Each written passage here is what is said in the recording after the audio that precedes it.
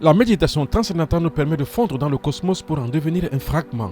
Nous ne pouvons pas atteindre les cimes de l'élévation spirituelle sans fondre dans le cosmos. On ne peut pas croire en Dieu qui est au ciel, mais on doit connaître Dieu qui est dans le cosmos, dans la nature, mais en fusionnant son esprit avec l'esprit divin. Celui qui cherche Dieu ne le retrouvera jamais au ciel. Selon l'ordre cosmique des groupes africains, Dieu est l'incarnation du cosmos lui-même. C'est sa révélation intrinsèque. Car celui qui cherche Dieu dans la mer, le poisson de la mer verra Dieu avant lui. Celui qui croit que Dieu est au ciel, alors l'oiseau du ciel verra Dieu avant lui. Mais Dieu est à l'intérieur de nous et Dieu est dans le cosmos. Ceux qui comprennent cela, ce sont les négro-africains, parce qu'en fait, dans notre spiritualité, Dieu n'est pas au ciel, Dieu n'est nulle part ailleurs que parmi nous, en nous et avec nous.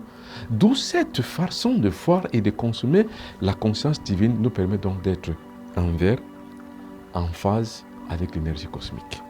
Dieu est la conscience cosmique, le grand tout à travers lequel nous évoluons selon l'ordre du système des lois qui compose l'univers tout entier. Selon la cosmogonie négro-africaine, nous avons 7 lois de manifestation qui sont immuables, qui sont intrinsèques, qui sont incommensurablement grandes, c'est-à-dire que des lois qui permettent que nous pouvons être en phase avec les systèmes de lois que Dieu lui-même a mis en place.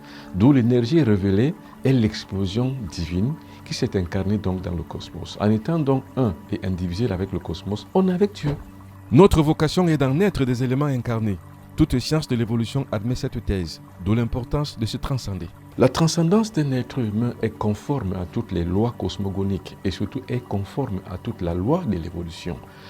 Tous ceux qui ont travaillé sur les thèses de l'évolution sont conscients et de nous dire que l'énergie cosmique incarnée est en l'être humain lui-même. Donc cette thèse-là n'est pas nouvelle. Tout le monde la partage et tout le monde la consent. Mais pour pouvoir arriver donc à fondre dans le cosmos, il faut passer par une transcendance. C'est pour ça qu'il y a la nécessité de la méditation transcendantale.